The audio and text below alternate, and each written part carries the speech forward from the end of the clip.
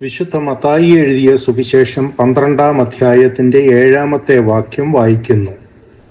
യാഗത്തിലല്ല കരുണയിലത്രേ ഞാൻ പ്രസാദിക്കുന്നു എന്നുള്ളത് എന്ത് എന്ന് നിങ്ങൾ അറിഞ്ഞിരുന്നു എങ്കിൽ കുറ്റമില്ലാത്തവരെ കുറ്റം വിധിക്കയില്ലായിരുന്നു. മനുഷ്യപുത്രനോ ശബത്തിനും കർത്താവാകുന്നു. യേശുക്രിസ്തു വിളഭൂമിയിൽ കൂടി കടന്നു പോകുമ്പോൾ തൻ്റെ ശിഷ്യന്മാർ കതിര് പറിച്ച് തിന്ന കാര്യങ്ങളെ ചോദ്യം ചെയ്യുമ്പോൾ അതിനോടുള്ള ബന്ധത്തിലാണ് കർത്താവായ യേശുക്രിസ്തു പറയുന്നത്, യാഗത്തിലല്ല കരുണയിലത്രേ ഞാൻ പ്രസാദിക്കുന്നു എന്ന്. പലരും അറിയുവാൻ ആഗ്രഹിക്കുന്നതായ ഒരു വിഷയം വളരെ വിശദമായിട്ട് സംസാരിച്ചിരിക്കുന്നതാണ് ഈ മെസ്സേജ്. ഈ പ്രസംഗം 5 ഭാഗങ്ങളായി തിരിച്ചിരിക്കുന്നു. തുടർന്നുള്ള ഭാഗങ്ങളും നിങ്ങൾക്ക് ലഭിക്കണമെന്ന് ആഗ്രഹിക്കുന്നു എങ്കിൽ 214-278-4052 എന്ന ടെലിഫോൺ നമ്പറിൽ ബന്ധപ്പെട്ടാൽ കൂടുതൽ മെസ്സേജുകൾ നിങ്ങൾക്ക് ലഭിക്കുന്നതായിരിക്കും.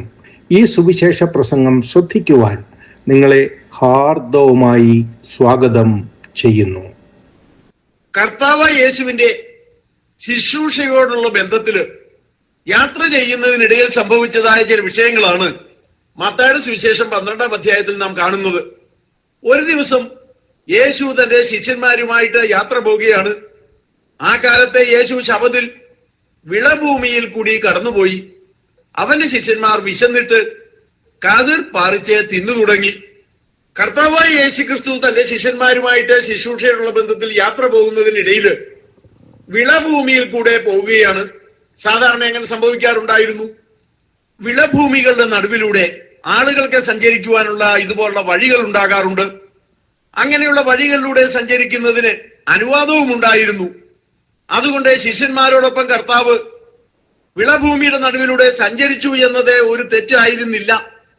ബൈബിൾ പറയുന്നു, ആ കാലത്തെ യേശു ശബത്തിൽ വിളഭൂമിയിൽ കൂടി കടന്നുപോയി. അവന്റെ ശിഷ്യന്മാർ വിശന്നിട്ട് കതിർ പറിച്ച് തിന്നു തുടങ്ങി. ശിഷ്യന്മാർ കതിർ പറിച്ച് തിന്നുന്നു എന്നത് ഒരു തെറ്റാണോ എന്ന് നമുക്ക് സംശയം തോന്നാം. എന്നാൽ ഇസ്രായേലിൽ നിലവിലുണ്ടായിരുന്ന നിയമം അനുസരിച്ച് വിളഭൂമിയിലൂടെ നടന്നു പോകുന്ന സമയത്ത് ആരെങ്കിലും അവിടെ നിന്ന് കൈകൊണ്ട് കതിർ പറിച്ച് തിന്നുന്നത് വിലക്കപ്പെട്ട കാര്യമായിരുന്നില്ല. സംശയമുള്ളവര് ആവർത്തന പുസ്തകം 23-ാം അധ്യായം 25-ാം വാക്യം നോക്കുക. കൂട്ടുകാരന്റെ വിളഭൂമിയിൽ കൂടി കടന്നു പോകുമ്പോൾ നിനക്ക് കൈകൊണ്ട് കതിർ പറിക്കാം, എങ്കിലും കൂട്ടുകാരന്റെ വിളവിൽ അരിവാൾ വെക്കരുത്.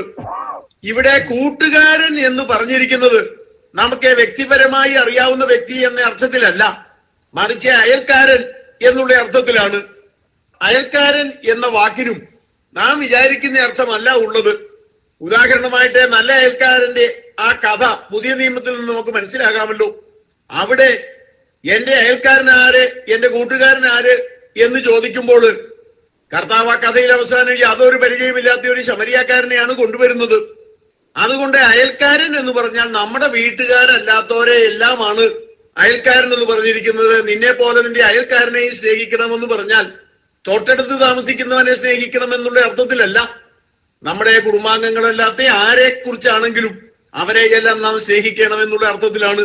അതുപോലെ ഇവിടെ പറയുന്നു, നിന്റെ അയൽക്കാരന്റെ വയലിലൂടെ നീ കടന്നു പോകുമ്പോൾ നിനക്ക് കൈകൊണ്ട് കതിർ പറിച്ചു തിന്നാം, എന്നാല് അരിവാൾ വെക്കരുത് എന്ന് പറഞ്ഞാൽ കൂട്ടുകാരന്റെ പറമ്പിലേക്ക് അല്ലെങ്കിൽ അയൽക്കാരന്റെ പറമ്പിലേക്ക് അല്ലെങ്കിൽ നമുക്ക് പരിചയമില്ലാത്ത ഒരുത്തന്റെ പറമ്പിലേക്ക് ഇറങ്ങി അരിവാളും കൊണ്ട് ചെന്ന് കൊയ്യാൻ പോകരുത്. അത് മോഷണത്തിന് തുല്യമാണ്. എന്നാൽ അതല്ലാതെ നീ അതുവഴി കടന്നു പോകുമ്പോൾ നിന്റെ കൈകൊണ്ട് നിനക്ക് എത്തി പറിച്ച് തിന്നുന്നതിന് യാതൊരു തടസ്സവുമില്ല. അത് മോഷണമല്ല. ആർക്കും വിശന്നാലും വിശന്നില്ലെങ്കിൽ പോലും അത് അനുവദിക്കപ്പെട്ടിട്ടുള്ളതാണ്. ഇനി നിയമം ഉണ്ടെങ്കിലും ഇല്ലെങ്കിലും നമ്മളെല്ലാം അങ്ങനെ ചെയ്യാറുണ്ട്. വയലിലൂടെ നിങ്ങൾ ആരെങ്കിലും യാത്ര ചെയ്തിട്ടുണ്ടെങ്കിൽ അത് മനസ്സിലാകും. നമുക്ക് വിശേഷിച്ച് യാതൊരു വിശപ്പില്ല എങ്കിൽ പോലും കതിരിങ്ങനെ നിൽക്കുന്നത് കാണുമ്പോൾ അതിൽ 1-2 നമ്മൾ പറിക്കും, തിന്നുകയും ചെയ്യും. അതേ മനുഷ്യ സഹജമായ കാര്യമാണ്. എന്നാൽ ഇവിടെ ഇവരിത് ചെയ്യുന്നത് ഒരു നേരം പോക്ക് എന്ന നിലയ്ക്കല്ല എന്ന് ദൈവവചനത്തിൽ എഴുതിയിരിക്കുന്നു. അവർക്ക് വിശന്നിട്ടാണ് അവരെ കതിര് പറിച്ച് തിന്നുവാനിടയായത്. അപ്പോൾ കർത്താവിനോടുകൂടി സഞ്ചരിക്കുന്ന ശിഷ്യന്മാർക്ക് വിശന്നു. ഈ ഭാഗം നാം മാർമികമായി മനസ്സിലാക്കേണ്ടതാണ്. ഇന്നേ പലരും പറയാറുണ്ട്, കർത്താവിന്റെ പുറകെ ഇറങ്ങിയാൽ പിന്നെ ഒരു കുഴപ്പവുമില്ല, വിശപ്പില്ല, പട്ടിണിയില്ല, ദാരിദ്ര്യമില്ല, രോഗമില്ല, ഒന്നുമില്ല. ഇതൊക്കെ അങ്ങ് മാറും. പിന്നെ സമൃദ്ധിയാണ്. ഏതായാലും ബൈബിൾ അങ്ങനെ പറയുന്നില്ല. അക്ഷരാർത്ഥത്തിൽ കർത്താവിന്റെ കൂടെ നടന്ന ശിഷ്യന്മാർക്ക് വിശന്നു, അവര് കതിര് പറിച്ചു തിന്നു. ഇന്നേ ആത്മീയ അർത്ഥത്തിലെ കർത്താവ് നമ്മോടുകൂടിയുള്ളൂ. അക്ഷരാർത്ഥത്തിൽ നമ്മളാരും കർത്താവിനെ കാണുന്നില്ല, വിശ്വാസക്കണ്ണാൽ മാത്രമേ കാണുന്നുള്ളൂ. അക്ഷരാർത്ഥത്തിൽ കർത്താവിന്റെ കൂടെ നടന്നപ്പോൾ ശിഷ്യന്മാർക്ക് വിശന്നു, കതിര് പറിച്ചു തിന്നേണ്ട സ്ഥിതി ഉണ്ടായെങ്കിൽ ഇന്നത്തെ ശിഷ്യന്മാർക്കും അതിനേക്കാൾ അല്പം കൂടെ ഗൗരവത്തിലുള്ളതൊക്കെ തന്നെയാണ് പ്രതീക്ഷിക്കാവുന്നത്. അല്ലാതെ പ്രോസ്പെരിറ്റി തിയോളജിക്കാർ പറയുന്നത് പോലെ പട്ടിണിയില്ല, രോഗമില്ല, ദുഃഖമില്ല എന്നൊന്നുമല്ല. എല്ലാ വിധത്തിലുള്ള രോഗങ്ങളും ദുഃഖങ്ങളും പട്ടിണിയും പ്രയാസങ്ങളും ഞെരുക്കങ്ങളും എല്ലാം നാം അഭിമുഖീകരിക്കേണ്ടതായിട്ട് തന്നെ വരും. ഇങ്ങനെ കർത്താവിന്റെ ശിഷ്യന്മാരെ കതിര് പറിച്ച് തിന്നുന്നത് കണ്ടപ്പോൾ പരീശന്മാരത് കണ്ടു. ഇതാ ശബത്തിൽ വിഹിതമല്ലാത്തത് നിന്റെ ശിഷ്യന്മാർ ചെയ്യുന്നു എന്ന് അവനോട് പറഞ്ഞു. ഇവിടെ അവർ കതിര് പറിച്ച് തിന്നതിൽ തെറ്റൊന്നുമില്ല, പക്ഷെ അത് ശബത്തിൽ ചെയ്തു എന്നതാണ് പ്രശ്നമായത്. എന്താണ് കാര്യം? ശബത്തിൽ യാതൊരുവിധ ജോലിയും ചെയ്യാൻ പാടില്ല എന്നാണ് നിയമം. അപ്പോൾ നമുക്കൊരു ചോദ്യം ഉണ്ടാകും, ഇവിടെ ഭയങ്കര ജോലിയൊന്നും ഇവർ ചെയ്തില്ലല്ലോ, പോകുന്ന വഴിക്ക് വിശന്നു കതിർ പറിച്ചു തിന്നു എന്ന് മാത്രമല്ലേ ഉള്ളൂ. അപ്പോൾ അതൊരു ജോലിയായിട്ട് കൂട്ടാനും മാത്രമുള്ള കാര്യമുണ്ടോ? ഇത്രമാത്രം ഗൗരവത്തിൽ അതൊരു ഇഷ്യൂ ആക്കാനും മാത്രമുള്ള കാര്യമുണ്ടോ? തീർച്ചയായിട്ടും ഉണ്ട്. കാരണം യഹോവയായ ദൈവം കൽപ്പിച്ചത് ശബത്തിൽ ഒരു ജോലിയും ചെയ്യരുതേ എന്ന് മാത്രമാണ്. എന്നാൽ ദാവീദിന് ശേഷം ഇസ്രായേൽ ജനങ്ങള് ദൈവത്തെ വിട്ടുപോകുകയും ന്യായപ്രമാണം അനുസരിക്കാതെ തങ്ങൾക്ക് ബോധിച്ചതുപോലെ നടക്കുകയും ചെയ്തു. അവരെ ശബത്ത് ആചരിച്ചില്ല. അതുപോലെ ന്യായപ്രമാണത്തിലെ കൽപ്പനകൾ ഒന്നും തന്നെ അനുസരിക്കുവാൻ അവർക്ക് മനസ്സിലായിരുന്നു.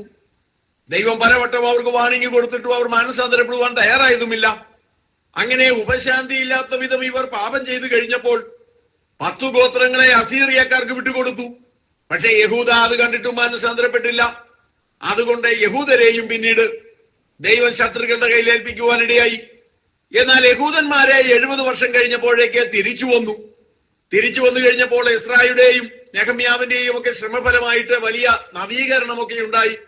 എസ്രാ ശാസ്ത്രി ന്യായപ്രമാണത്തിന്റെ ഒരു കോപ്പി എടുത്തുകൊണ്ടുവന്ന് ജനങ്ങളെ വായിച്ചു കേൾപ്പിച്ചു.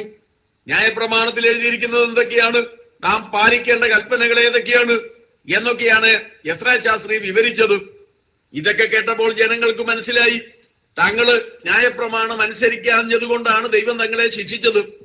അങ്ങനെ ജനങ്ങൾ ഒരു കാര്യം തീരുമാനിച്ചു, ഇനി ഞങ്ങളെ ന്യായപ്രമാണം അനുസരിക്കും. പിന്നീട് എസ്രാ ശാസ്ത്രിയുടെ ശിഷ്യന്മാർ ന്യായപ്രമാണം പഠിപ്പിക്കാൻ തുടങ്ങി. അങ്ങനെ തലമുറയായി കഴിഞ്ഞു. കർത്താവിന്റെ കാലമായപ്പോഴേക്കും ന്യായശാസ്ത്രിമാരെന്നൊരു ഗ്രൂപ്പ് തന്നെ അവിടെ ഉണ്ടായിരുന്നു. ഈ ന്യായശാസ്ത്രിമാരെന്ന് പറയുന്നത് പഴയ നിയമത്തിൽ നല്ല പാണ്ഡിത്യമുള്ള ആൾക്കാരാണ്. ന്യായപ്രമാണത്തിലെ പ്രമാണങ്ങളൊക്കെ അക്ഷരാർത്ഥത്തിൽ തന്നെ അനുസരിക്കണമെന്ന് ഇവർ പഠിപ്പിക്കുന്നു. അങ്ങനെ അനുസരിക്കാൻ ഇവര് തയ്യാറുമാണ്. അതുപോലെ പരീശന്മാരുണ്ട്, അവര് ന്യായപ്രമാണത്തിലെ കൽപ്പനകളൊക്കെ അനുസരിക്കാൻ തയ്യാറാണ്. അങ്ങനെ ന്യായപ്രമാണത്തിലെ കൽപ്പനകളെ കുറിച്ചൊക്കെ ഇവരെ വിശദമായി തന്നെ പഠിക്കുവാൻ തുടങ്ങി. അങ്ങനെ അവരുടെ മുമ്പിൽ പല വിഷമസന്ധികളും ഉണ്ടായി. ഈ പ്രസംഗത്തിന്റെ 1-ാം ഭാഗം ഇവിടെ അവസാനിക്കുന്നു.